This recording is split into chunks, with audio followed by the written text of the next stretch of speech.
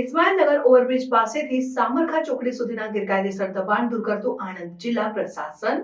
આણંદ જિલ્લા કલેક્ટર શ્રી પ્રવીણ ચૌધરીના માર્ગદર્શન હેઠળ જિલ્લા વહીવટીતંત્ર દ્વારા જિલ્લામાં ગેરકાયદેસર દબાણો દૂર કરવાની કામગીરી હાથ ધરવામાં આવી છે.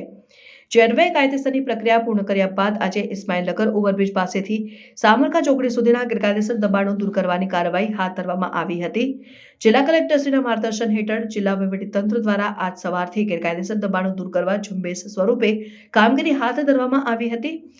આ દબાણ હટાવ ઝુંબેશમાં 7 જેટલા tractor, 7 JCB machine, 2 hydraulic crane અને માર્ગ અને મકાન વિભાગના લેબર અને આણંદ મહાનગરપાલિકાના લેબરનો ઉપયોગ કરવામાં આવ્યો હતો. આણંદ જિલ્લામાં સરકારી જમીન ઉપર કરવામાં આવેલ દબાણો લોકોએ સ્વેચ્છાએ દૂર કરે તે જરૂરી છે. અન્યથા નિયમાનુસારની પ્રક્રિયા હાથ ધર્યા બાદ જિલ્લા પ્રશાસન દ્વારા સરકારી પડતર જમીન ઉપરના કાચા પાકા દબાણો દૂર કરવામાં આવશે.